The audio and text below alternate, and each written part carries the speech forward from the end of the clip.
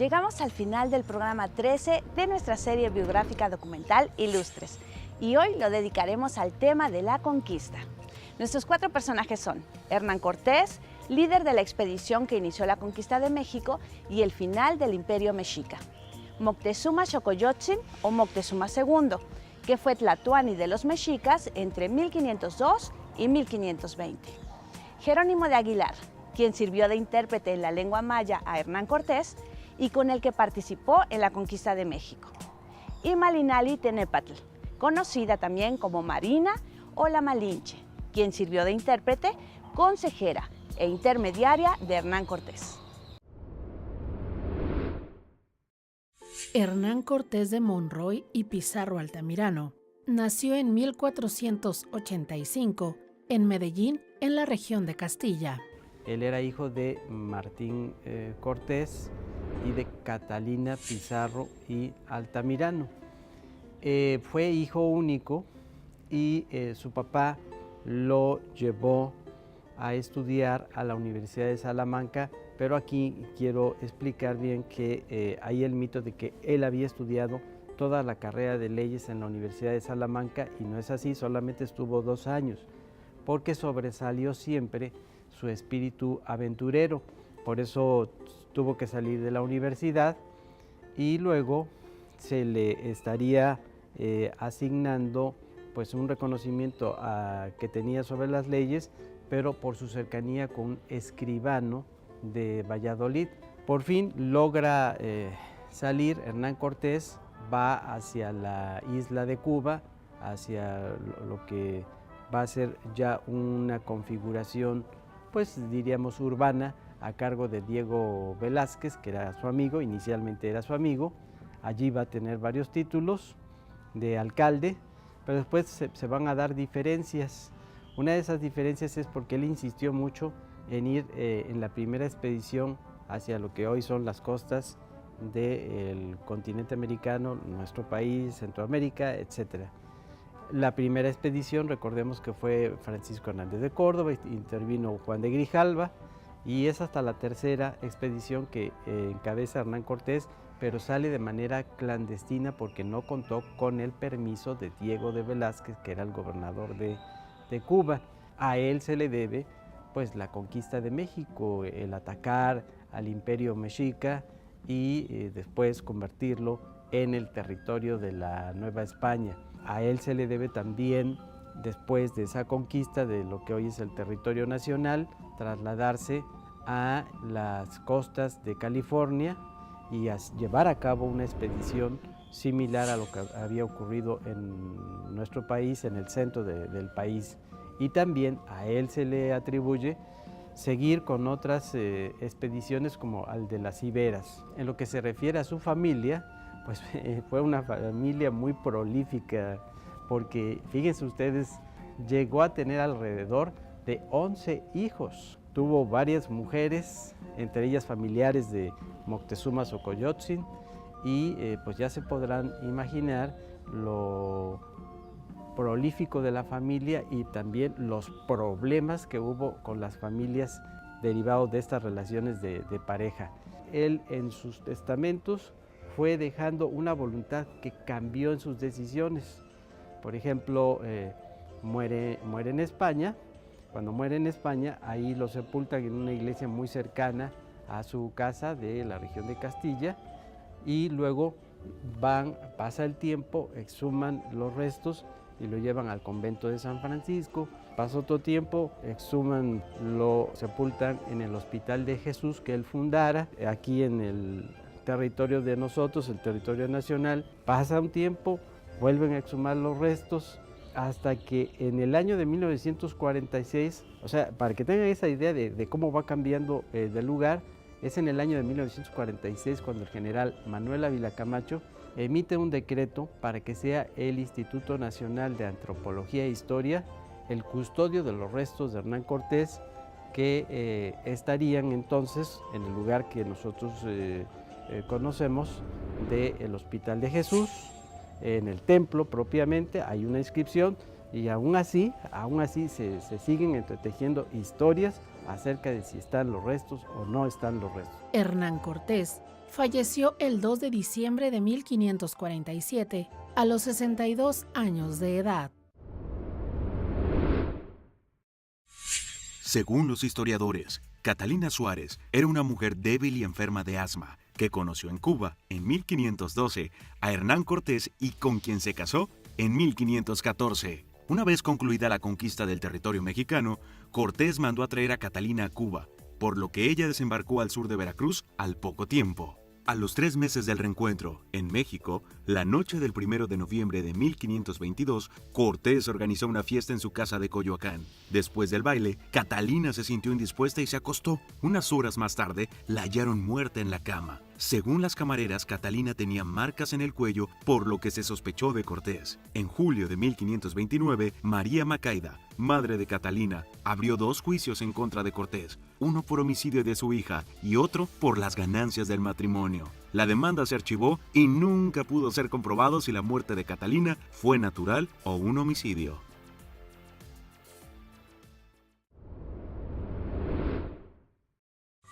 Moctezuma Xocoyotzin, hijo de Axayácatl, e Izelcuatzin, hija de Netzahualcóyotl, fue el gobernante de la ciudad mexica de Tenochtitlán. Es un personaje que nace hacia 1470, dependiendo de las fuentes, y posteriormente él se va a formar como parte de la nobleza mexica en Tenochtitlán.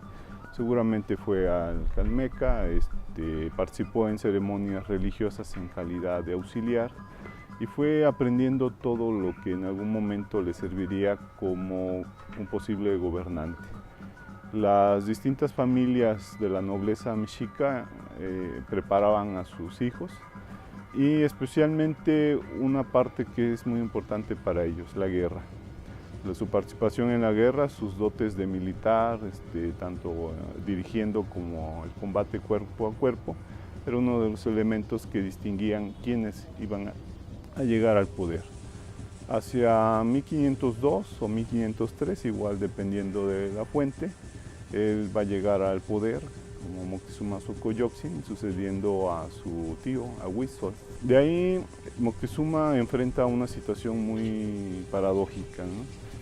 Tiene un gran imperio, pero es un imperio muy débil, se extiende de costa a costa hasta las zonas áridas del norte, llega cerca de Centroamérica, pero ese enorme territorio no está muy consolidado y hay áreas que no están dominadas.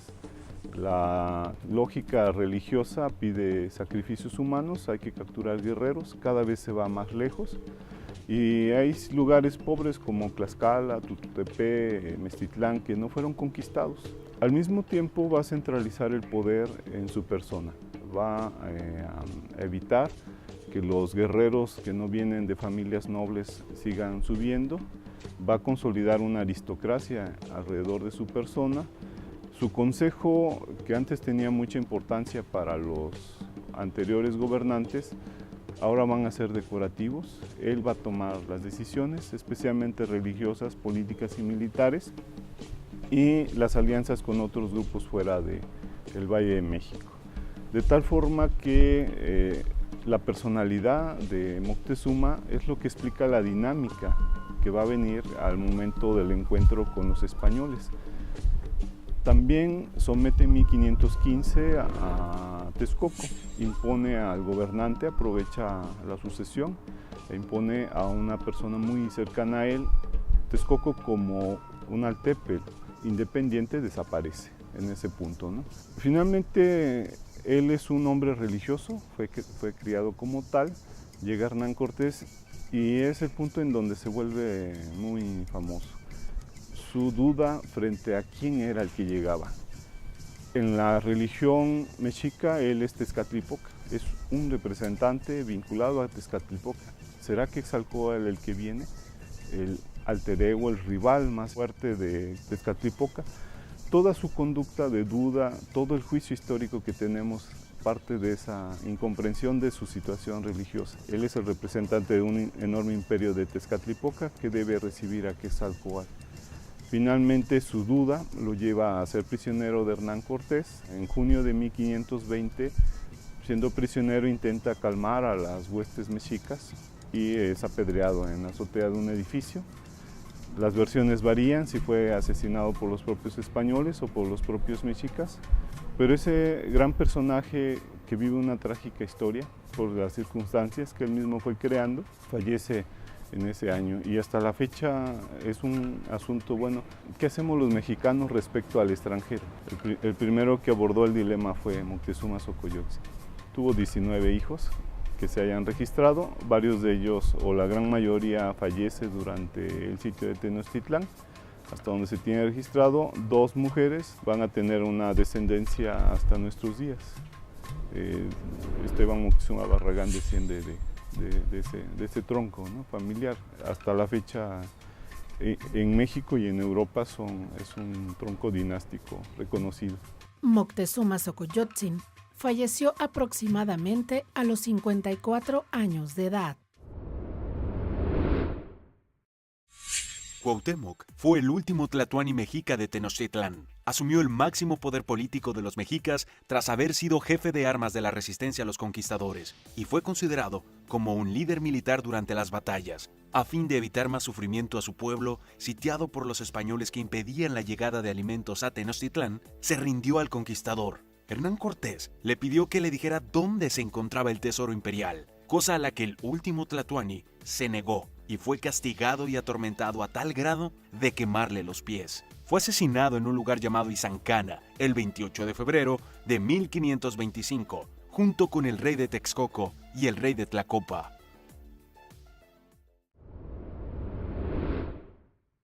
La conquista de México se cuenta siempre con un episodio importante, la famosa Noche Triste de Hernán Cortés. Dice un artículo de la revista Arqueología Mexicana. El 30 de junio de 1520, las huestes españolas y sus aliados indígenas huyeron en la noche para escapar del tremendo asedio a los que los tenían sometidos los mexicas en el palacio de Axayácatl, en la ciudad de Tenochtitlan. Tanto Cortés como Bernal Díaz del Castillo relatan los acontecimientos aciagos para el bando español. En esas narraciones no hay la menor referencia de que hubiese llorado al pie de algún árbol, pese a los terribles estragos causados a las tropas peninsulares y a sus aliados indígenas por las huestes de Cuitláhuac, recién nombrado Tlatoani de Tenochtitlan. Sin embargo, Bernal Díaz del Castillo hace alguna alusión al asunto cuando llegan las vencidas tropas a la ciudad de Tacuba. Así lo menciona: volvamos a Pedro de Alvarado, que como Cortés y los demás capitanes le encontraron de aquella manera y vieron que no venían más soldados. Se les saltaron las lágrimas de los ojos. Dijo Pedro de Alvarado que Juan Velázquez de León quedó muerto con otros muchos otros caballeros. Continuamos. ¿Quién fue Jerónimo de Aguilar? Pues aquel que nació en Sevilla, en una provincia que se llama Écija, actualmente su municipio, en el año de 1489. Él llega a América navegando con Juan de Valdivia, tuvo experiencia como marinero acompañando a todos estos contingentes y bueno, después de algunos años, para 1511, en un retorno que hacían de Cuba a España, por la región de Jamaica, naufragan, eran 20 personas, los cuales mueren y solo sobreviven Gonzalo Guerrero, que tiene una historia y una trayectoria importante, y él, en agosto de 1511, ellos llegan arrastrados por las corrientes del Mar Caribe a la costa de Yucatán. Allí son hechos prisioneros por los indios mayas de tradición cocome, en la que permanecieron, o al menos él permaneció, un periodo de 8 años, en el cual aprendió costumbres, idioma, tradición, pero siempre convencido, dicen sus biógrafos, de su fuerte convicción religiosa en la que anhelaba y pedía a Dios que pronto llegara una expedición española y lo salvara. Después de estos años de esclavitud, para 1519, llegó Hernán Cortés a Cozumel. Ahí él toma conocimiento por los propios naturales que hay españoles que viven en el interior y que han sido esclavizados. Les da a una comisión de indios una cantidad de baratijas para que cambien a los esclavos con los señores de la región maya. Esto surte efecto primeramente con Jerónimo de Aguilar, quien a su vez va a buscar a Gonzalo para pedirle que regresen ambos en esta gran oportunidad que la providencia y la vida les da de regresar con sus compañeros españoles, a lo cual renuncia contundentemente Gonzalo, porque él considera que ha formado una familia, que él sí se integró en una dinámica de vida cotidiana, formó toda una estructura en la cuestión de la milicia y además de que se casó con una princesa, que no es el caso de Jerónimo de Aguilar, que se mantuvo respetuoso de la tradición católica y de su vocación religiosa. Después de un tiempo, Aguilar acepta, se incorpora de muy buena gana a las tropas de Hernán Cortés, a quien le va a ser muy útil en todo el proceso que va a venir de la conquista. Él se vuelve un intérprete, se vuelve un traductor que se va a asociar a Malintzin, esta hermosa mujer, esta persona que era con quien hacían la triangulación del maya al náhuatl y del náhuatl al español. Por su parte, los méritos que él tiene, le reconoce el gobierno español como regidor de la Ciudad de México. Para 1525 le autorizan un predio para que forme su casa ahí en lo que es el centro de la ciudad, y ya para 1527 le otorgan una encomienda en lo que hoy es la región del estado de Hidalgo, en los pueblos de Molango y Xochicoatlán. En esa región él permanece, mantiene una relación amorosa con una india de origen tlaxcalteca que se llamó Elvira, con quien procreó una hija que se llamó Luisa de Aguilar. Él muere para 1531 en la región del río de Pánuco. Ignoramos dónde esté sepultado, pero lo cierto es que la corona española retomó la encomienda y se ignora su tumba. Dicen otros biógrafos que bueno, él vivió enamorado de Malintzin, a quien incluso hizo declaraciones en su contra al no ser correspondido, haciéndole algunos señalamientos, pero que también en un momento de su vida reconoció que había sido una mala decisión verse incorporado a las fuerzas conquistadoras de Hernán Cortés, porque dio finalmente su interpretación oportunidad de que se perfeccionara una conquista que fue avasalladora, que fue violenta y que lastimó mucho a los pueblos originarios de este territorio que ahora es México. Jerónimo de Aguilar falleció a los 42 años de edad. La historia verdadera de la conquista de la Nueva España es una obra atribuida a Bernal Díaz del Castillo, que fue un soldado español que participó en la conquista de México. Se cree que la comenzó a escribir con más de 84 años. Este libro se describen personajes españoles, mexicas, tlaxcaltecas, mayas y tlatelolcas, entre otras, y se describe a detalle el ambiente que rodeaba cada una de las acciones emprendidas, desde los primeros contactos con los habitantes americanos hasta las expediciones militares por Centroamérica, pasando por las batallas de Tabasco y México-Tenochtitlán, y el viaje de Cortés a las Cibueras. La obra fue concluida en 1575 y circuló manuscrita hasta que una copia fue publicada póstuma en 1632. De ella, existen 2 ediciones diferentes en la que consta el año de 1632 en portada. Se cree que solo una es verdadera. Existen muchos argumentos en diversos historiadores que ponen en duda su autoría.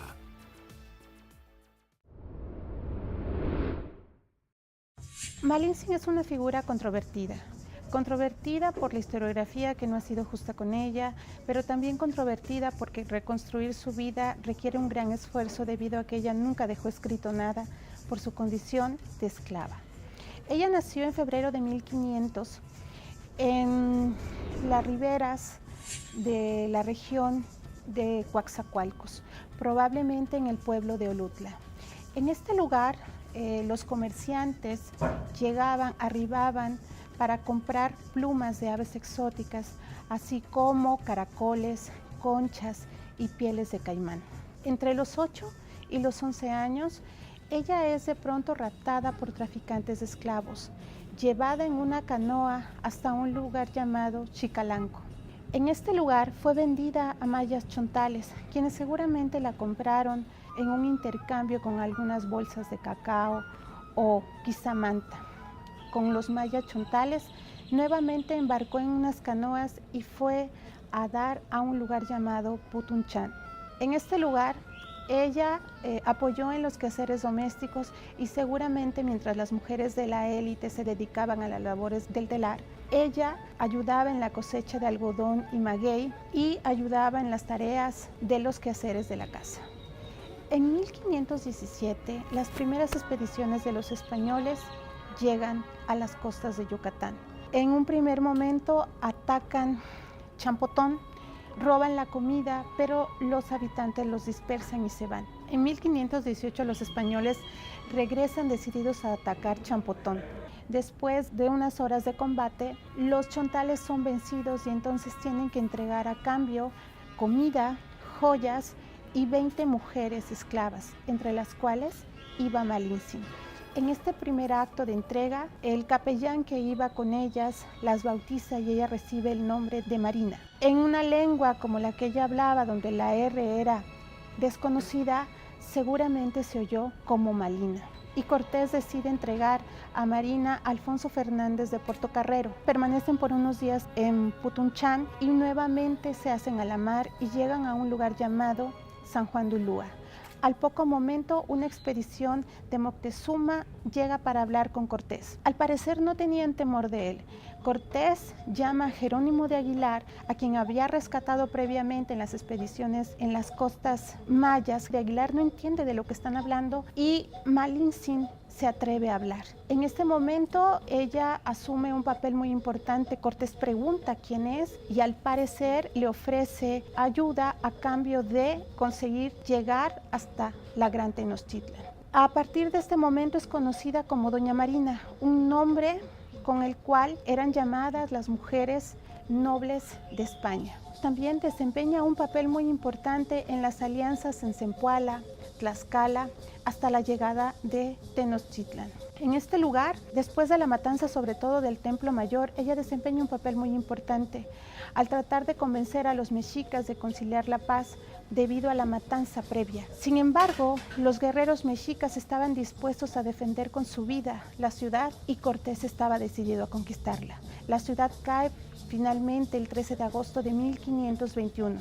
Pocos días después de la conquista, Marina tuvo a su hijo llamado Martín y que fue reconocido por Cortés. En 1524 se casa con Juan Jaramillo y recibe una encomienda en Olutla, su pueblo natal. Meses después, en ese mismo año, en 1524, Cortés viene a convencerla para que se vaya con ella a una expedición a Honduras, porque Cristóbal de Olid ha instalado un gobierno virreinal rival y tiene que ir a combatirlo. Se va con él y deja encargado a su hijo. Nuevamente regresa en 1525 y se instala en una encomienda que tenía Jaramillo en Jilotepec, en el Valle de México. Ahí vivió durante algunos años rodeada de indígenas, quizá consciente de lo que había pasado, pero en una posición vulnerable, tuvo que tomar decisiones drásticas que sabían que no iban a favorecer a los pueblos conquistados. La vemos en los códices del siglo XVI, sobre todo en los códices de Tlaxcala, ataviada hermosamente, vestida y calzada. Está incluso dibujada al mismo tamaño de Cortés, lo cual significa que entre los tlaxcaltecas tuvo un reconocimiento y una relevancia importante. En 1526 nació su hija María, pero 2 años después, en 1528, Cortés le avisa que se va a España y tiene que despedirse de su hijo Martín de 6 años, con quien nunca había vivido. Lo hace seguramente convencida de que su hijo tenía o podía aspirar a una mejor posición social de la que ella había tenido. Desafortunadamente nunca lo volvería a ver porque murió el 29 de enero de 1529. No se sabe exactamente de qué.